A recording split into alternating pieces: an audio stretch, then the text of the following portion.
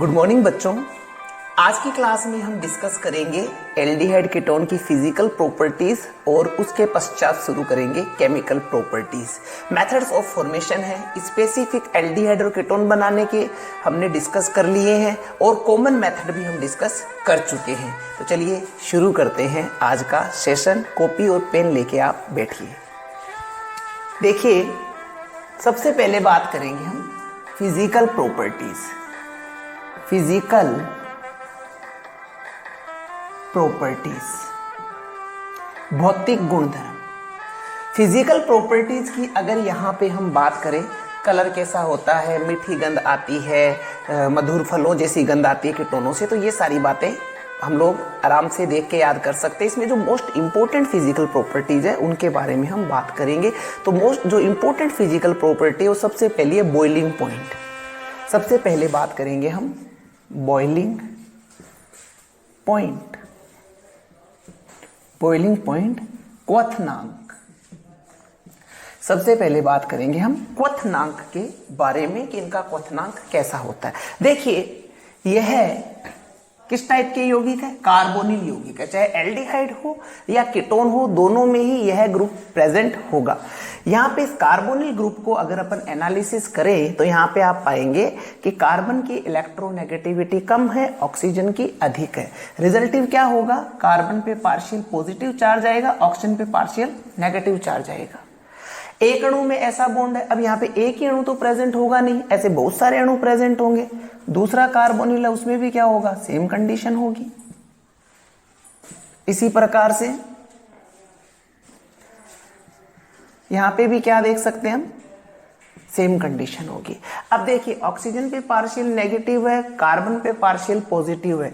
क्योंकि यहां पर ऑपोजिट चार्ज है, इसलिए ये एक दूसरे को क्या करेंगे? अट्रैक्ट करेंगे। क्या करेंगे? अट्रैक्ट करेंगे।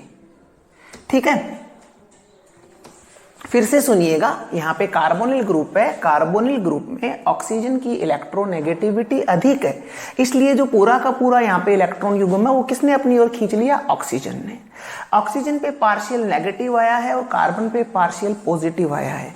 इस तरह की स्पीसीज जहां पे बनती है उसे कहा जाता है डाइपोल। क्या कहते हैं इसको? डाइपोल, द्विध्रुव। इसे क्या कहते हैं? द्विध्रुव या डाइपोल। ठीक है, एक डाइपोल है, दूसरा डाइपोल है, तीसरा डाइपोल है, इसी तरह के बहुत सारे डाइपोल यहाँ पे प्रेजेंट है। अब इस द्विध्रुव और इस द्विध्रुव में क्या है? आकर्षण है। क्यों है आकर्षण? ऑपोजिट चार्ज के कारण, विपरीत आवेश के कारण इनके मध्य यहाँ पर आकर्षण है। इस आकर्षण को कहते हैं dipole, dipole attraction. Dipole, dipole attraction, द्विध्रुव, द्विध्रुव आकर्षण बल। किस तरह का अट्रैक्शन है? द्विध्रुव, द्विध्रुव आकर्षण बल उपस्थित है।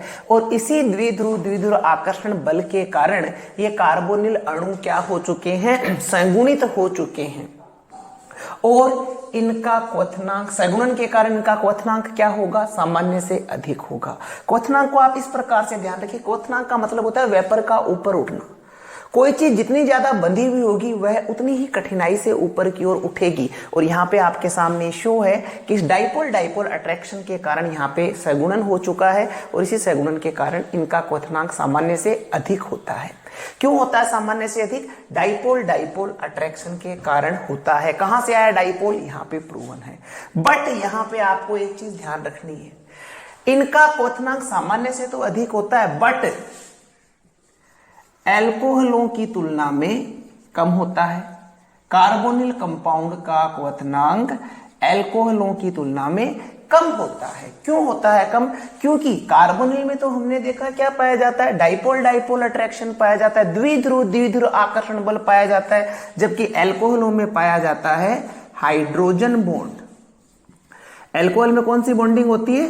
हाइड्रोजन बॉन्डिंग होती है। और हाइड्रोजन बॉन्डिंग द्विध्रुव आकर्षण बल की तुलना में स्ट्रॉन्ग होती है, प्रबल होती है और रिजल्टिव एल्कोहलों का क्वथनांक कार्बोनिल से अधिक होता है। बोर्ड्स के लिए आपका एक क्वेश्चन तैयार हो जाता है कि एल्कोहल और कार्बोनिल यौगिकों के क्वथनांक की तुलना कीजिए या किसका क्वथनांक अधिक होगा, तो आपका जवाब होगा कि एल्कोहलों का क्वथनांक कार्बोनिल यौगिकों की तुलना में अधिक होता है, क्योंकि कार्बोनिलों में पाया जाने वाला द्विध्रुव आकर्षण बल हाइड्रोजन बॉन्डिंग एल्कोहल में पाए जाने वाले हाइड्रोजन बॉन्डिंग से दुर्बल होता है, वीक होता है, या आप इसको प्रबल और इसको दुर्बल बता सकते हो। सीधा सा ध्यान रखना है, आप क्या कह दोगे, एल्कोहलों में पाई जाने वाली हाइड्रोजन बॉन्डिंग कार्बोनिलों के द्विध्रुव आकर्षण बल से क्या होती है, प्रबल होती है, स्ट्रॉन्ग होती है, और रिजल्टिव एल्कोहलों का क्वथनांक कार्बोनिल यौगिकों से अधिक होता है। तो 1 नंबर का क्वेश्चन आपसे पूछा जा सकता है और यहीं पे आपका इसका आंसर भी तैयार हो जाना चाहिए। आगे नेक्स्ट जो इसकी इंपॉर्टेंट फिजिकल प्रॉपर्टी है वह solubility, विलयता।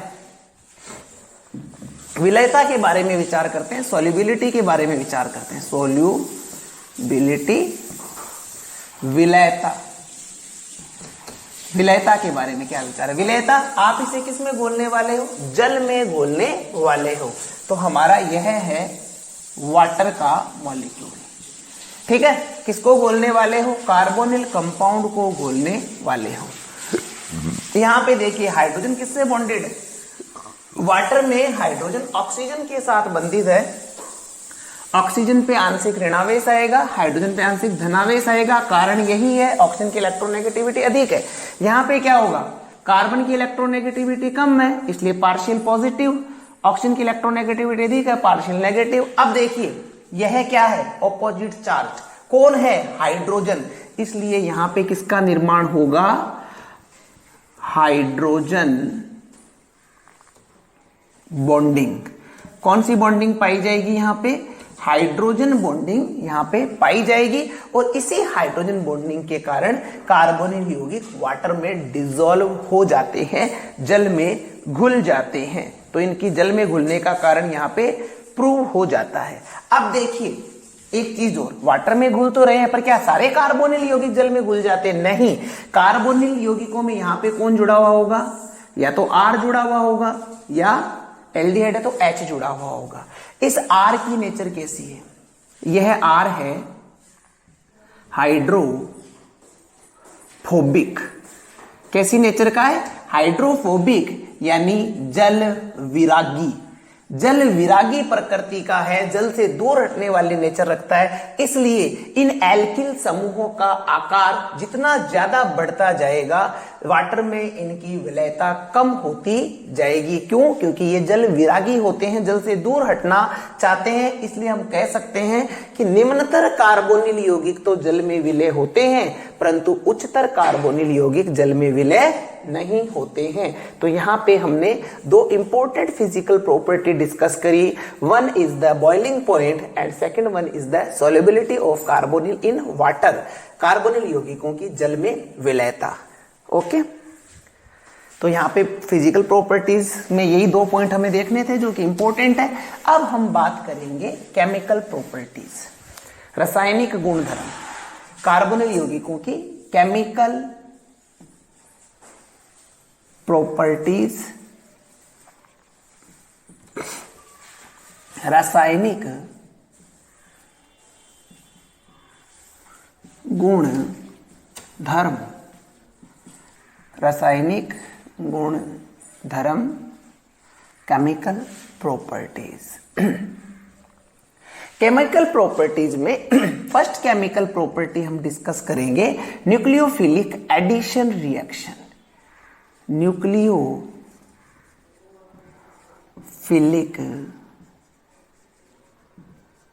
Addition reaction. Nucleophilic addition reaction के बारे में हम यहां पे बात करेंगे। न्यूक्लियोफिलिक एडिशन रिएक्शन का मतलब है नाभिक स्नेही योगात्मक अभिक्रिया। नाभिक स्नेही योगात्मक अभिक्रिया के बारे में बात करेंगे। देखिएगा, न्यूक्लियोफिलिक एडिशन रिएक्शन, ध्यान दें किस में डिस्कस कर रहे हैं, कार्बोनिल कंपाउंड में डिस्कस कर रहे हैं। देखिए, एक यौगिक है हमारा, मान लीजिए इसको अपन यू डिनोट करें, ENU। किस प्रकार से टूटेगा ये, E plus NU minus, E plus और NU माइनस में ये टूटेगा। तो E प्लस क्या है, इलेक्ट्रोफाइल, नाभिक से इलेक्ट्रॉन से स्नेह रखने वाला, इलेक्ट्रॉन स्नेही। E प्लस को क्या कह रहे हैं, इलेक्ट्रॉन स्नेही, क्योंकि इस पे पॉजिटिव चार्ज है, इलेक्ट्रॉन डेंसिटी कम है, इसलिए किससे स्नेह रखेगा, जिस चीज की नीड है उसी से तो रखेगा भाई, जिसकी आवश्यकता है उसी से प्रेम करेगा। न्यूक्लियोफाइल, न्यूक्लियोफाइल नाभिक स्नेही, नाभिक स्नेही। नाभिक में कौन सा चार्ज होता है, पॉजिटिव, और पॉजिटिव चार्ज से स्नेह कौन करेगा, जिसके पास में इलेक्ट्रॉन घनत्व अधिक है। जिसके पास में इलेक्ट्रॉनों की कमी है, इलेक्ट्रॉनों से प्यार करेगा। जिसके पास इलेक्ट्रॉन अधिक है, वो किससे प्रेम करेगा, पॉजिटिव चार्ज से। इसीलिए नाभिक स्नेही, नाभिक वर्ड किस लिए करा है, क्योंकि नाभिक में पॉजिटिव चार्ज होता है, प्रोटॉन्स प्रेजेंट होते हैं, इसलिए यहां पे हमने कहा नाभिक स्नेही। ठीक है, अभी देखिएगा, यह है हमारा कार्बोनिल यौगिक में उपस्थित कार्बोनिल समूह है। ठीक है, कौन है, कार्बोनिल यौगिक में उपस्थित कार्बोनिल समूह है। और इस कार्बोनिल समूह की कंडीशन क्या है, ऑक्सीजन पे आंशिक नेगेटिव है, कार्बन पे पॉजिटिव है। फर्स्ट स्टेप में देखिए, अभी देखिए इस पे अटैक कौन कर रहा है, न्यूक्लियोफाइल।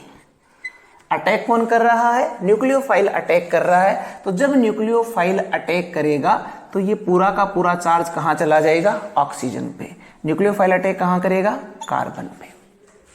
ठीक है, न्यूक्लियोफाइल ने यहां पे अटैक करा, न्यूक्लियोफाइल कार्बन पे गया, और यहाँ पे जो पाई इलेक्ट्रॉन युग्म है पूरा का पूरा किस पे शिफ्ट हो गया, ऑक्सीजन पे शिफ्ट हो गया।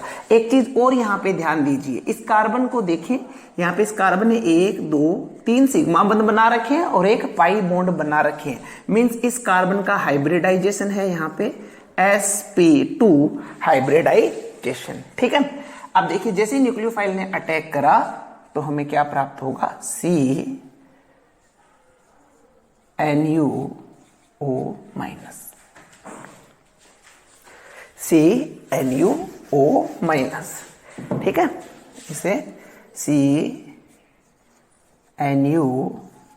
माइनस। देखिएगा एक चीज यहां पे ध्यान दें, यहां पे हाइब्रिडाइजेशन कौन सा है, sp2। sp2 में जो ज्योमेट्री होती है वह होती है ट्राइएंगुलर प्लेनर, यानी समतल त्रिभुजीय। समतल त्रिभुज का मतलब क्या होता है कि आप इसे एक फ्लैट सरफेस, यानी आप इसे एक ट्रे में रख सकते हो। आप इसे ट्रे में रखोगे तो पूरा का पूरा ट्रे के ऊपर, जैसे आप ट्रे पे रोटी रखते हो उसी प्रकार से इसको रख सकते हो। ठीक है ना, तो ट्रे में जैसे रोटी रखी जाती है क्या होता है, ट्रे पे रोटी पूरी की पूरी सरफेस को घेर लेती है, उसी प्रकार इसकी शेप है, प्लेनर है, समतल है। अब जब इस पे अटैक करा न्यूक्लियोफाइल ने, तो न्यूक्लियोफाइल के अटैक करते अब यहां पे देखिए कितने सिग्मा बॉन्ड बना लिए, 4 सिग्मा बॉन्ड बना लिए। मींस इस कार्बन का हाइब्रिडाइजेशन है sp3। हाइब्रिडाइजेशन sp3 है, मींस यहां पे जो शेप है, यहां पे जो एनायन बना है वह कैसा है, टेट्राहेड्रल, चतुष्फलकीय यहां पे एनायन का निर्माण हुआ है। कैसा एनायन बना है, चतुष्फलकीय। ठीक है, ओके। अभी देखिए चतुष्फलक कैसे, ट्रे में रोटी के समान था, प्लेनर था, यह है ट्रे में रखे हुए समोसे के समान। ठीक है ना, समोसे में एक आप ऊपर एक बॉन्ड और इमेजिन कर लीजिए। तो यहाँ पे टेट्राहेड्रल, यहाँ पे ऋणायन का निर्माण होता है, एनायन का निर्माण यहाँ पे होता है। और सेकेंड स्टेप में क्या होता है, इलेक्ट्रोफाइल अटैक करता है। यहां पे किसने अटैक करा था, न्यूक्लियोफाइल ने। अभी कौन अटैक कर रहा है, इलेक्ट्रोफाइल। और जब इलेक्ट्रोफाइल अटैक करेगा तो हमारे पास आ जाएगा फाइनल प्रोडक्ट। ये आ गया हमारा फाइनल प्रोडक्ट। क्या बन गया, फाइनल प्रोडक्ट यहां पे हमने ऑब्टेन कर लिया। देखिए अब आप कहेंगे कि इस रिएक्शन में तो न्यूक्लियोफाइल भी अटैक कर रहा है, इलेक्ट्रोफाइल भी अटैक कर रहा है, फिर सर आपने इसे न्यूक्लियोफिलिक एडिशन क्यों नाम दिया? जो पहले अटैक करता है उसी के अकॉर्डिंग नाम रखा जाता है। तो इस रिएक्शन में देखिए अटैक कौन कर रहा है? पहले न्यूक्लियोफाइल अटैक कर रहा है, और न्यूक्लियोफाइल के अटैक के कारण ही इस रिएक्शन को क्या कहते हैं? न्यूक्लियोफिलिक एडिशन रिएक्शन कहते हैं। बाद में एडिशन कर रहा है उसको नहीं देखना, पहले कौन कर रहा है? न्यूक्लियोफाइल अटैक कर रहा है। चलिए अब आप कहेंगे कि सर न्यूक्लियोफाइल ने अटैक क्यों करा, इलेक्ट्रोफाइल भी अटैक कर सकता था। तो देखिए इलेक्ट्रोफाइल अगर अटैक करता तो इलेक्ट्रोफाइल अटैक कहां करता? O पे, COE, और कार्बन पे कौन सा चार्ज रहता? पॉजिटिव। कार्बन पे कौन सा चार्ज रहता? पॉजिटिव। अब यहां पे ध्यान दीजिए, यहां पे जो ये धनायन बन रहा है, यहां पे जो कैटायन बन रहा है, उस कैटायन की तुलना में यहां पे एनायन बन रहा है, वह अधिक स्टेबल है, वह अधिक स्थायी है। क्यों? क्योंकि ऑक्सीजन एक अधिक विद्युत ऋणी तत्व है, और अधिक विद्युत ऋणी तत्व पे नेगेटिव आना, उसकी स्टेबिलिटी ज्यादा अधिक होगी। यहां पे जो आपने एनायन फॉर्म करा है, यह एनायन इस कैटायन की तुलना में अधिक स्टेबल है, क्योंकि ऑक्सीजन की इलेक्ट्रोनेगेटिविटी अधिक होती है और ऑक्सीजन पे क्या आ रहा है? नेगेटिव चार्ज आ रहा है। जबकि यह कैटायन इस एनायन की तुलना में, यह धनायन इस ऋणायन की तुलना में क्या होगा? अस्थायी होगा, अनस्टेबल होगा, अनस्टेबल। और रिजल्टिव क्या बनेगा? यहां पे ऋणायन का निर्माण होगा, न कि धनायन का। यह आप ध्यान रखिएगा, इसलिए न्यूक्लियोफाइल ने यहां पे अटैक करा है। तो रिएक्शन की जो बेसिक थीम है वो मैंने आपके सामने यहां पे शो कर दी है कि किस प्रकार से रिएक्शन होगी, अपनी रिएक्शन किस प्रकार से यहां पे टेक प्लेस होगी। न्यूक्लियोफाइल अटैक किस पे करेगा? कार्बन पे अटैक करेगा, बन गया ऋणायन। इलेक्ट्रोफाइल किस पे अटैक करेगा? ऑक्सीजन पे, आ गया हमारा फाइनल प्रोडक्ट। ठीक है, अब देखिए अगर न्यूक्लियोफाइल होता है स्ट्रॉन्ग, अगर हमने स्ट्रॉन्ग न्यूक्लियोफाइल ले रखा है तो यह रिएक्शन आराम से हो जाती है, यह रिएक्शन इजीली यहां पे हो जाएगी। क्यों? क्योंकि स्ट्रॉन्ग न्यूक्लियोफाइल की प्रेजेंस में क्या होगा? यहां पे इस कार्बन पे इसका अटैक सुगम हो जाएगा, आसानी से यह कार्बन पे अटैक कर देगा। बट अगर आपने ले लिया वीक न्यूक्लियोफाइल, दुर्बल आपने नाभिक्स ने ही अगर यहां पे यूज करा, तो उस स्थिति में आप पहला स्टेप क्या काम में लेंगे? देखिए एक एक पॉइंट याद रखना है। न्यूक्लियोफाइल ने अटैक कहां करा? कार्बन पे। क्यों करा? कि कार्बन पे पॉजिटिव है। इलेक्ट्रोफाइल ने अटैक कहां करा? ऑक्सीजन पे। क्यों करा? क्योंकि ऑक्सीजन पे नेगेटिव है। ये क्या है? हमारा फाइनल प्रोडक्ट। किस कंडीशन में? प्रबल नाभिक्स नहीं होने पर। अगर दुर्बल नाभिक्स नहीं होगा तो क्या होगा? देखिए अगर दुर्बल नाभिक्स नहीं है तो आप कार्बोनिल यौगिक का अम्लीकरण करवाइए। कार्बोनिल यौगिक का क्या करवाइए? एसिडिफिकेशन करवाइए, अम्लीकरण करवाइए, एक अम्ल से इस कार्बोनिल की रिएक्शन करवाइए। क्या कार्बोनिल के ऑक्सीजन के पास में दो लोन पेयर है क्या? बिल्कुल है। क्या यह लोन पेयर इस H+ को डोनेट कर सकता है क्या? हाँ जी कर सकता है। क्या बना? O + H। इस अम्लीकरण से बेनिफिट क्या हुआ? इस अम्लीकरण से बेनिफिट हुआ, ऑक्सीजन पे आप कौन सा चार्ज देख रहे हो? पॉजिटिव। और इस पॉजिटिव ने ऑक्सीजन की इलेक्ट्रोनेगेटिविटी अधिक तो थी और अधिक कर दी। इस पॉजिटिव चार्ज ने ऑक्सीजन की इलेक्ट्रोनेगेटिविटी और बढ़ा दी, और ऑक्सीजन की इलेक्ट्रोनेगेटिविटी और बढ़ गई तो इस वाले युग्म को ऑक्सीजन क्या करेगा? अपनी ओर पूरी ताकत से खींचेगा, और रिजल्टिव न्यूक्लियोफाइल का अटैक इस कार्बन पर सुगमता से हो जाता है, आसानी से हो जाता है। बात समझ रहे हैं आप मेरी? कि यहां पे एसिडिफिकेशन कराने से ऑक्सीजन ने अपना लोन पेयर यूज करा, रिजल्टिव ऑक्सीजन पे पॉजिटिव चार्ज आया।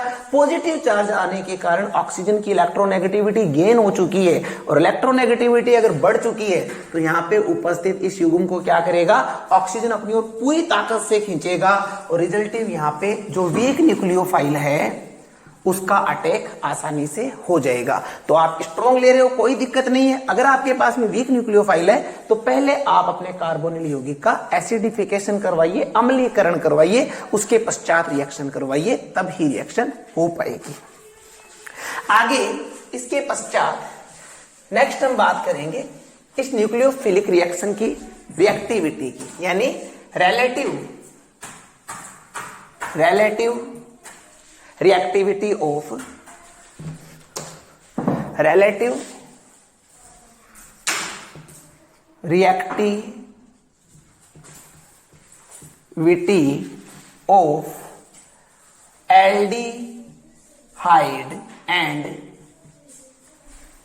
ketones, aldehydes and ketones, relative reactivity of aldehydes and ketone यानी एल्डिहाइड तथा कीटोनों की आपेक्षिक क्रियाशीलता, आपेक्षिक क्रियाशीलता, एल्डिहाइड तथा कीटोनों की आपेक्षिक क्रियाशीलता, relative reactivity of aldehydes and ketone. तो बात करते हैं, देखिए किसके रेस्पेक्ट में बात करेंगे, नाभिक स्नेही योगात्मक अभिक्रियाएं न्यूक्लियोफिलिक एडिशन रिएक्शन की रेस्पेक्ट में हम डिस्कस कर रहे हैं कौन ज्यादा रिएक्टिव होगा, एल्डिहाइड या कीटोन। ध्यान देना मेरी बात की तरफ। रिएक्शन में होना क्या है, ये हमारा कार्बोनिल यौगिक है और इस कार्बोनिल यौगिक पे किसका अटैक होना है, न्यूक्लियोफाइल का अटैक होना है। न्यूक्लियोफाइल का अटैक कहां पर होगा, कार्बन पर होगा। न्यूक्लियोफाइल का अटैक कहां पर होगा, कार्बन पर होगा। यह अटैक जितनी सुगमता से हो जाएगा रिएक्टिविटी उतनी ही अधिक होगी। हमें ऑब्जर्व क्या करना है, इस कार्बोनिल ग्रुप पे इस न्यूक्लियोफाइल के अटैक को यहां पे ऑब्जर्व करना है और यह अटैक जितनी सुगमता से हो जाएगा हम कहेंगे इस रिएक्शन की रिएक्टिविटी उतनी ही अधिक है। तो इसके लिए हम यहां पे दो इफेक्ट डिस्कस करने वाले हैं। There is first effect of inductive effect. सबसे पहले बात करेंगे हम इंडक्टिव इफेक्ट, प्रेरण प्रभाव। पहले हम किसकी बात कर रहे हैं, इंडक्टिव इफेक्ट या इसे क्या कहें, प्रेरण प्रभाव, और शॉर्ट में हम इसे क्या कहते हैं, I effect. I effect, as you know I effect दो तरह के होते हैं, प्लस आई और माइनस आई। कितने तरह के आई डिस्कस करें हमने, प्लस आई और माइनस आई। प्लस आई क्या होता है और माइनस आई क्या होता है। माइनस आई क्या होंगे, इलेक्ट्रॉन आकर्षी, इलेक्ट्रॉन आकर्षी यानी EWG, इलेक्ट्रॉन विड्रॉइंग ग्रुप।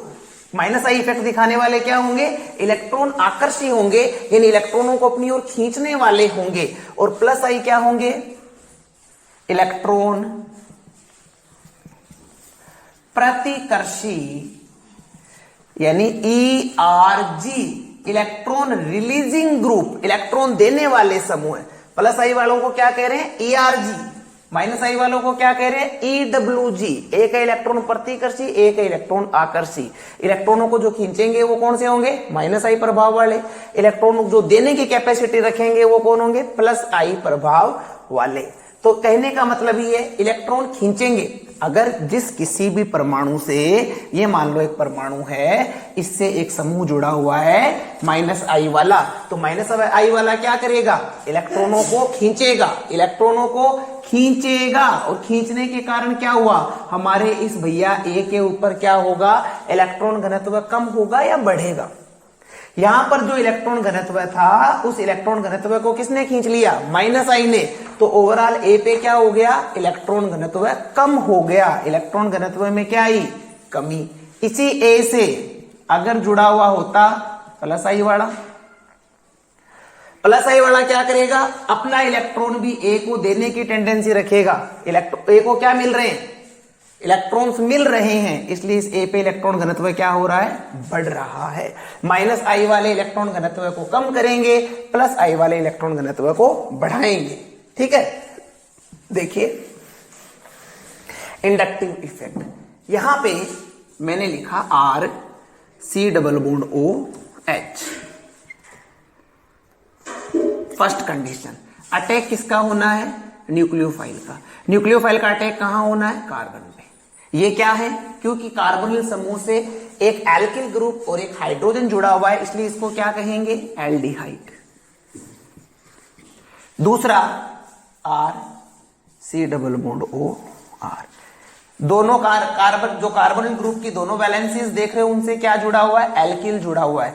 आगे देखिए यहां पे एल्डिहाइड में क्या है, एक R और एक हाइड्रोजन प्रेजेंट होगा कार्बोनिल ग्रुप से जुड़ा हुआ, जबकि कीटोन में क्या होगा, दोनों ही एल्किल ग्रुप होंगे। R और R डैश सिमिलर भी हो सकते हैं, डिफरेंट भी हो सकते हैं। इसमें भी किसका अटैक होना है, न्यूक्लियोफाइल का अटैक होना है कार्बन पे। ठीक है, अभी देखिए एल्किल यहां पे कार्बन पे अटैक होना है किसका, न्यूक्लियोफाइल का। मैं यहां पे ये कह रहा हूं कि न्यूक्लियोफाइल का अटैक उतना ही इस कार्बन पे अधिक आसानी से होगा जितना इस कार्बन पे इलेक्ट्रॉन घनत्व कम होगा, यानी जितना इस पे प्लस चार्ज ज्यादा होगा न्यूक्लियोफाइल का अटैक उतनी ही आसानी से होगा। इस कार्बन पे पॉजिटिव चार्ज जितना ज्यादा होगा न्यूक्लियोफाइल का अटैक उतनी ही सुगमता से होगा। पॉजिटिव चार्ज कब होगा, जब इसके ऊपर इलेक्ट्रॉन घनत्व बढ़ाने वाले समूह कम हो। ध्यान देना यहां पे कौन जुड़ा हुआ है, आर क्या दिखाएगा, प्लस आई इफेक्ट। प्लस आई का मतलब क्या है, ये इस कार्बन पे इलेक्ट्रॉन घनत्व को बढ़ा रहा है। ठीक है, ये इस कार्बन पर इलेक्ट्रॉन घनत्व को बढ़ा रहा है। और यहां पे देखिए कितने एल्किल, दो एल्किल, एक एल्किल का प्लस आई, दूसरे एल्किल का प्लस आई, दो एल्किल यहां पे इलेक्ट्रॉन घनत्व बढ़ा रहे हैं। ध्यान देना हमें कंडीशन क्या चाहिए थी, इस कार्बन पर इलेक्ट्रॉन घनत्व कम चाहिए था, बट यहां पे एल्किल क्या कर रहा है, इलेक्ट्रॉन घनत्व बढ़ा रहा है। यहां पे तो एक ही एल्किल बढ़ा रहा है, जबकि यहां पे देखिए कितने एल्किल इलेक्ट्रॉन घनत्व बढ़ा रहे हैं, दो एल्किल इलेक्ट्रॉन घनत्व बढ़ा रहे हैं। आपसे मैं एक क्वेश्चन पूछता हूं कि कौन से कार्बन पर इलेक्ट्रॉन घनत्व अधिक है, दो एल्किल वाले पे या एक वाले पे? तो आपका आंसर स्वाभाविक सी बात है आ भी गया होगा। आपका जवाब है कि सर दो एल्किल ग्रुप की उपस्थिति के कारण इस कार्बन पर इलेक्ट्रॉन घनत्व अधिक है, यहां पे एक की उपस्थिति के कारण इस पर कम है। रीजन बढ़ा तो रहा है पर एक ही बढ़ा रहा है, जबकि यहां पे क्या हो रहा है, दो बढ़ा रहे हैं। भैया हमें क्या चाहिए, हमें तो कम चाहिए था, यहां पे तो बढ़ रहा है, पर बढ़ भी कौन से पे ज्यादा रहा है, इस वाले पे। और ये कौन है, कीटोन। कीटोन पे इलेक्ट्रॉन घनत्व बढ़ रहा है और एल्डिहाइड पर इलेक्ट्रॉन घनत्व बढ़ तो रहा है पर कंपैरेटिव टू कीटोन क्या हो रहा है, कम बढ़ रहा है। तो कौन से कार्बन पर न्यूक्लियोफाइल का अटैक आसानी से होगा, कौन से कार्बन पर इलेक्ट्रॉन घनत्व कम है, एल्डिहाइड पे या कीटोन पे? आपका जवाब आ गया एल्डिहाइड पे। आप कह रहे हैं एल्डिहाइड पे क्योंकि यहां पे एक ही आर प्रेजेंट है, इसलिए न्यूक्लियोफाइल का अटैक इस एल्डिहाइड पे कीटोन की तुलना में सुगमता से होगा। यानी नाभिक स्नेही योगात्मक अभिक्रियाओं के लिए एल्डिहाइडों की क्रियाशीलता कीटोनों से क्या होती है, अधिक होती है। एल्डिहाइड की रिएक्टिविटी क्या होगी, कीटोन से अधिक होगी, कारण ये एल्किल ग्रुप। अब यहां पे भी देखना, अगर हम ले लेते ये वाला एल्डिहाइड फॉर्मल्डिहाइड, तो यहां पे देखो अब कोई भी इलेक्ट्रॉन घनत्व बढ़ाने वाला समूह नहीं है, मींस कार्बन पर इलेक्ट्रॉन घनत्व क्या है, कम है। हमें ये तीन समूह तीन यौगिक दे दिए, एक फॉर्मल्डिहाइड दे दिया, एक एल्डिहाइड इससे उच्चतर एल्डिहाइड दे दिया और एक कीटोन दे दिया, और हमसे पूछा कौन नाभिक स्नेही योगात्मक अभिक्रिया आसानी से देगा, तो आप देखेंगे इस कार्बन पर इलेक्ट्रॉन घनत्व है। आप कहेंगे जिस कार्बन पर इलेक्ट्रॉन घनत्व सबसे कम होगा वह उतनी ही आसानी से नाभिक स्नेही योगात्मक अभिक्रिया दे देगा। आप देखेंगे यहाँ पे कोई भी प्लस आई वाला समूह नहीं है, यहाँ पे एक है, यहाँ पे दो है, मीन सबसे कम इलेक्ट्रॉन घनत्व इस कार्बन पे है, फिर यहाँ पे है और फिर यहाँ पे है। मीन्स हम क्या कह सकते हैं कि जो रिएक्टिविटी ऑर्डर होगा यहां पे, reactivity order, reactivity decreasing order discuss कर रहे हैं हम, डिक्रीजिंग ऑर्डर क्रियाशीलता का घटता हुआ क्रम, क्रियाशीलता का घटता हुआ क्रम। तो क्रियाशीलता का घटता हुआ क्रम क्या होगा, देखो हमने एक तो लिया फॉर्मल्डिहाइड, एक हमने लिया अन्य एल्डिहाइड और एक हमने ले लिया कीटोन। तो सबसे ज्यादा रिएक्टिव कौन होगा, फॉर्मल्डिहाइड, फिर होगा एल्डिहाइड और फिर होगा कीटोन। रीजन यहाँ पे एक भी आर नहीं है, यहाँ पे एक आर है और यहाँ पे दो आर है, और आर क्या कर रहे हैं, इस कार्बन पर इलेक्ट्रॉन घनत्व बढ़ा रहे हैं, जबकि हमें क्या चाहिए था, कम चाहिए था, ताकि न्यूक्लियोफाइल का अटैक आसानी से हो जाए। बात आ रही है समझ में? वेरी गुड, बहुत बढ़िया। आगे देखिए, नेक्स्ट जो रिएक्टिविटी डिस्कस करेंगे, हम डिस्कस करेंगे स्टेरिक इफेक्ट की रेस्पेक्ट में। सेकंड, स्टेरिक इफेक्ट, त्रिविम प्रभाव। त्रिविम प्रभाव। प्रिय बच्चों, एक बात का जवाब देना, क्या आप स्टेरिक इफेक्ट जानते हो? क्या कोई एक परमाणु है, उससे इधर उधर ब्रांच से अन्य समूह जुड़े हुए हैं, वही त्रिविम प्रभाव को उत्पन्न करते हैं। त्रिविम प्रभाव को कुछ इस प्रकार से आप समझ सकते हो कि समूह के कारण भीड़ बढ़ना त्रिविम प्रभाव कहलाता है। समूहों के कारण, किसी परमाणु से जुड़े अन्य परमाणु के कारण जो भीड़ बढ़ रही है, उसी को त्रिविम प्रभाव या त्रिविम बाधा या स्टेरिक हिंड्रेंस कहते हैं। अब अपने को डिस्कस करना है कि स्टेरिक हिंड्रेंस या त्रिविम बाधा की रिस्पेक्ट में रिएक्टिविटी कैसे डिस्कस करें। ध्यान देना, हमारा है कार्बोनिल ग्रुप। कार्बोनिल ग्रुप पे न्यूक्लियोफाइल को अटैक करना है कार्बन पर। न्यूक्लियोफाइल कहां अटैक करेगा? कार्बन पर। आप एक मुझे सिंपल सी बात का जवाब दीजिए कि यहां पर इस कार्बन से जब बड़े बड़े ग्रुप जुड़े हुए होंगे तब इस न्यूक्लियोफाइल का अटैक आसानी से होगा, या छोटे छोटे ग्रुप जुड़े होंगे तब आसानी से होगा? न्यूक्लियोफाइल यहाँ पे भीड़ ज्यादा होगी तब कार्बन के पास आसानी से पहुंच पाएगा, या भीड़ कम होगी तब पहुंच पाएगा? आपका जवाब होगा कि सर भीड़ अधिक होगी तो न्यूक्लियोफाइल कार्बन के पास नहीं पहुंच पाएगा। कम उसकी क्रिया, यानी इसकी कार्बन पर अटैक करने की जो टेंडेंसी है वो कम हो जाएगी। तो हमें क्या चाहिए? यहाँ पे कम भीड़ भाड़ चाहिए, एकदम साधारण सा सौम्य सा यहाँ पे वातावरण चाहिए। मीन्स इस कार्बन से जुड़े हुए समूहों का आकार जैसे जैसे बढ़ता जाएगा रिएक्टिविटी कम होती जाएगी। तो देखिए, हम यहाँ पे कुछ समूह लिखते हैं, कुछ यौगिक लिखते हैं कार्बोनिल, और फिर डिस्कस करते हैं इनकी रिएक्टिविटी। लाइक सबसे पहले मैंने यहाँ पे लिख दिया फॉर्मल्डिहाइड, इसके पश्चात मैंने लिख दिया यहाँ पे एसीटैल्डिहाइड। फॉर्मल्डिहाइड, एसीटैल्डिहाइड, फिर मैंने लिख दिया यहाँ पे एसीटोन। क्या लिख दिया? एसीटोन। इसके बाद में मैं उच्चतर कीटोन यहां पे लिख दे रहा हूं।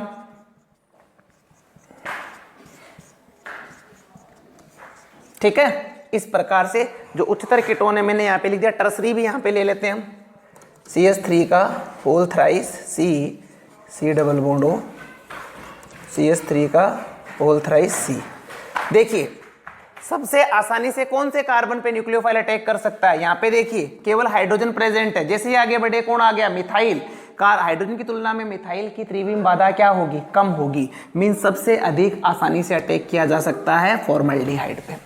इसके बाद में यहाँ पे देखिए, इस पे एक ही मिथाइल ग्रुप है जबकि इस पे दो आ गए। यहाँ पे त्रिविम बाधा बढ़ चुकी है, न्यूक्लियोफाइल का कार्बन के पास पहुंचना इसकी तुलना में क्या हो चुका है? यहाँ पर कठिन हो चुका है। मीन्स एसीटैल्डिहाइड की रिएक्टिविटी एसीटोन से अधिक होगी। अब एसीटोन पे देखो कितने मिथाइल ग्रुप है? 2, जबकि यहाँ पे आइसोप्रोपिल आ गए। मिथाइल की तुलना में आइसोप्रोपिल ग्रुप क्या है? बड़ा है। मिथाइल की तुलना में आइसोप्रोपिल ग्रुप बड़ा है, तो यहाँ पे न्यूक्लियोफाइल का पहुंचना इसकी तुलना में क्या होगा? कठिन होगा। मींस इसकी रिएक्टिविटी इससे अधिक होगी। आगे चलिए, यहाँ पे कौन आ गया? Tertiary butyl. टर्सरी ब्यूटिल तो आइसोप्रोपिल से भी बड़ा होता है, तो इसकी रिएक्टिविटी, यानी यहाँ पे सबसे अधिक रिएक्टिव फॉर्मल्डिहाइड होगा और सबसे कम डाई टर्सरी ब्यूटिल कीटोन यहाँ पे सबसे कम क्रियाशील होगा। रीजन यहाँ पर जुड़े हुए बड़े बड़े समूह, एक कार्बन से 3 मिथाइल जुड़े हुए हैं, इस वाले कार्बन से भी 3 मिथाइल जुड़े हुए हैं, तो न्यूक्लियोफाइल का अटैक कार्बन पर यहाँ पर कठिन हो जाता है। तो बच्चों, प्यारे बच्चों, ये आपकी न्यूक्लियोफिलिक एडिशन रिएक्शन की थीम थी, किस प्रकार से रिएक्शन होती है और एल्डिहाइड और कीटोन में अधिक रिएक्टिव कौन होता है उसके बारे में मैंने यहाँ पे आपको पूरा एक्सप्लेन करा है। तो अब आपको क्या करना है? इसको मैक्सिमम रिवाइज करना है, क्योंकि अगली क्लास में हम इसके एग्जाम्पल्स डिस्कस करेंगे। तब तक पढ़ते रहिए, स्वस्थ रहिए, मस्त रहिए। बाय बाय, मिलेंगे अगली क्लास में।